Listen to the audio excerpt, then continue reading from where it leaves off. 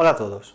En este vídeo quiero explicar un poco rápidamente, porque es una parte un poco larga, cuáles son los mecanismos de transporte que se van a producir a lo largo de la nefrona para conseguir la reabsorción de todos los solutos que son necesarios o de todas las sustancias que son necesarias para el organismo y que no podemos eliminar al mismo ritmo que se filtran, y la secreción de esas pocas sustancias que, además de filtrarse, se secretan, ¿vale? Como vamos a ver, ¿de acuerdo? Voy a dividir entre nefrona proximal, que va a ser todo lo que va hasta la mácula densa, y nefrona distal, que es hasta la excreción de la orina, ¿vale? ¿Cuál va a ser la nefrona proximal? Túbulo proximal y asa de Henle completo. Aquí, en la transición entre el asa de Henle gruesa y el túbulo distal, vamos a tener la mácula densa, que va a ser la frontera, la división entre la nefrona proximal y distal. Y la nefrona distal, ¿de acuerdo?, va a ser el túbulo distal, el colector cortical, ¿vale? Pensemos que la corteza va a ser por aquí, ¿vale? Y lo demás es médula. Y luego el túbulo colector medular, ¿vale? Lo más importante, ¿qué es? Pues lo más importante es que en la nefrona proximal vamos a resolver el 100% de muchas sustancias, glucosa, aminoácidos, pues no sé, fosfatos, etcétera, ¿vale? El 100% del fosfato no, pero bueno, de la glucosa, de los aminoácidos, de las proteínas que se filtren, ¿vale? El 100% de esto, el 90% del sodio y de otros iones, y prácticamente lo mismo, el 85% del agua. Todo esto se va a resolver en la nefrona proximal, ¿vale? Es donde vamos a resolver la mayor cantidad de nutrientes, ¿de acuerdo? Y luego, en la nefrona distal, vamos a hacer el ajuste fino. Es decir, es donde vamos a decidir exactamente cuánta sodio necesitamos, exactamente cuánta agua necesitamos o exactamente cuánto potasio necesitamos.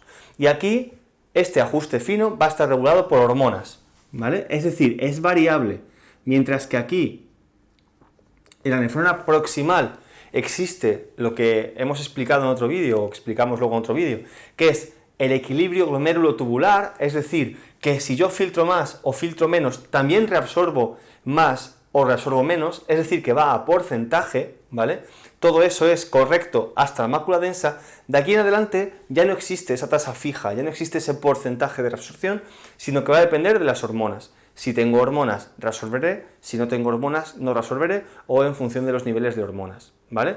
Aquí tengo un poco un dibujo de cómo sería la orina, la célula tubular y el capilar, para explicar, sobre todo en un par de momentos, cuáles son los mecanismos de transporte, ¿vale? ¿Qué mecanismos de transporte podemos tener? Podemos tener difusión, que es atravesar directamente por espacios paracelulares o por la célula, ¿vale? Difusión, simplemente necesito que haya diferencias de gradiente o diferencias osmolares, ¿vale? Porque existe algún tipo de gradiente para que yo pueda tener difusión. Sobre todo, la difusión la va a realizar el agua, aunque no va a ser lo único, ¿vale? Puedo tener transporte activo primario, es decir, con gasto de ATP, ¿vale? Y puedo tener transporte activo secundario, que lo que hace es aprovecharse de algo que ha provocado el ATP, que va a ser una corriente de sodio, para realizar el transporte de otras sustancias, ¿vale? Lo voy a explicar en el túbulo proximal porque es quizá lo más complejo, y luego explico muy rápidamente lo que va pasando en cada porción. ¿Qué es lo que va a pasar o cuáles son los mecanismos de transporte fundamentales? Pues lo más importante es que yo voy a tener una bomba, múltiples bombas, ¿vale? Pero una bomba que va a ocuparse de sacar sodio de la célula y cambiarlo por potasio, ¿vale? Bueno, son 3 sodios por 2 potasios, ya sabéis cómo es la bomba sodio-potasio, ¿vale? Es la TPasa típica, ¿vale? La bomba de sodio-potasio, que está sacando 3 sodios, cambiándolo por 2 potasios, y por tanto, este potasio luego, como la membrana es permeable, podrá volver a salir. Bueno, vamos a dibujarlo correctamente. Si he dicho que la difusión es en azul, vamos a dibujar este potasio, podría salir por difusión luego, ¿vale? Es decir, el potasio siempre va a estar saliendo, ¿vale? Pero el sodio lo estoy sacando fuera de la célula. Claro, si saco el sodio fuera de la célula, provoco una baja concentración de sodio dentro de la célula. Es decir, la célula está vacía de sodio. Y como está vacía de sodio, puedo tener transportadores que aprovechen esta corriente de sodio que yo voy a generar, ¿vale? Esta corriente de sodio que yo genero, la puedo utilizar para arrastrar otras sustancias, como por ejemplo glucosa, por ejemplo aminoácidos, etcétera, ¿vale? Que este es el transporte activo secundario. Va a haber otras bombas, perdón, otros transportadores que lo que van a hacer es utilizar el movimiento del sodio, pero para secretar otras sustancias, como protones, o como ácidos, o como bases orgánicas, etcétera, ¿vale? Es decir, yo normalmente voy a utilizar estos transportadores, ¿vale?, para producir ese intercambio. Además, en este túbulo proximal vamos a tener transporte activo de proteínas, ¿vale? Esto es un sistema específico, ¿vale?, que viene explicado, pero si hubiera alguna proteína que se está filtrando, que ya sabéis que algunas se filtran, yo las puedo reabsorber por transporte activo, ¿vale? Luego las degradaría en forma de aminoácidos y obviamente aquí voy a tener otra serie de transportadores, no sé si pintarlos de verde, me da igual, ¿vale? Otros transportadores que van a permitir pues pasar la glucosa, los aminoácidos, lo que sea, hacia la sangre, ¿vale? Esto sería lo que pasaría sobre todo en el túbulo proximal, ¿de acuerdo?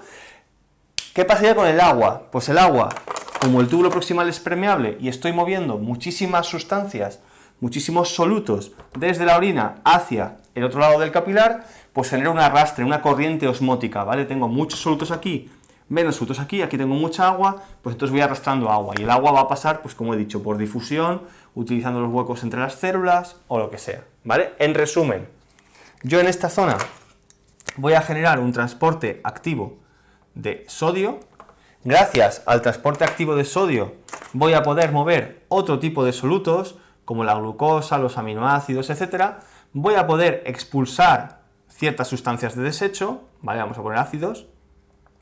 Y este movimiento de solutos también me permite reabsorber, voy a pintar aquí, ¿vale? Reabsorber agua. De tal forma que yo aquí estoy reabsorbiendo muchísima glucosa, aminoácidos, todo eso se va a reabsorber aquí, mucho sodio, 2/3, mucho agua, otros 2/3, ¿vale? Porque estoy reabsorbiendo la misma cantidad de sodio que de agua, ¿de acuerdo? Y luego también, por supuesto, que no lo he puesto, puedo reabsorber proteínas. Todo esto va a pasar en el túbulo proximal. Si nos fijamos muy rápidamente en las osmolaridades, quiero que veáis que, como estoy reabsorbiendo agua a la vez que reabsorbo solutos, la osmolaridad va a ser constante. Es decir, si la osmolaridad de la médula, perdón, de la corteza renal es siempre de en torno a 300, que es lo mismo que la del plasma, pues la osmolaridad de la orina aquí se va a mantener en 300, ¿vale? La osmolaridad de la orina ya vais a ver que es súper importante. Y ahora llegamos al asa de Henle. El asa de Henle no lo voy a dibujar porque es muy fácil. Lo único que va a pasar es que yo me voy a encontrar con osmolaridades cada vez mayores, 450, 600, yo qué sé, 1200, ¿vale? 600, 450, 300. Yo me encuentro osmolaridades cada vez mayores a medida que profundizo y resulta que en esta porción solamente es permeable al agua. Pues si yo vengo con una osmolaridad de 300 y me encuentro una de 450, pierdo agua. Entonces voy a tener salida de agua por difusión, ¿vale? Siempre agua por difusión, hasta que voy igualando las concentraciones.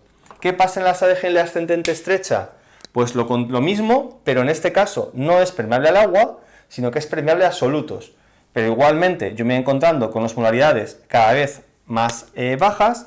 Luego, para igualar concentraciones, debo perder solutos. ¿Cuáles? Sobre todo sodio, ¿vale? Hasta que llego al asa ascendente gruesa. El asa ascendente gruesa es gruesa porque tiene mitocondrias. Y lo más importante del asa ascendente gruesa va a ser que tiene, aparte de la bomba, bueno, no va a ser permeable al agua, ¿vale? Eso ya lo hemos dicho. No es permeable al agua.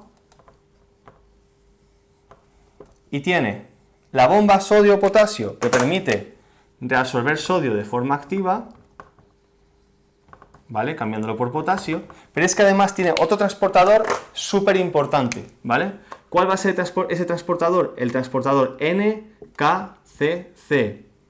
Es decir, cojo la corriente de sodio, ¿vale? La corriente de sodio la utilizo, sigo utilizando el mismo mecanismo, pero en este caso, además de transportar sodio, meto un potasio y meto 2 cloros, NKCC, ¿vale? O NK2C, ¿vale? Transportador de sodio, potasio, 2 cloruros. ¿Qué es lo que permite ese transportador? Pues permite, yo tengo la bomba de sodio, es decir, estoy resolviendo muchísimo sodio, y además puedo arrastrar ese potasio y ese cloro, ¿vale? Es decir, estoy eliminando muchos solutos, pero lo estoy haciendo de forma activa.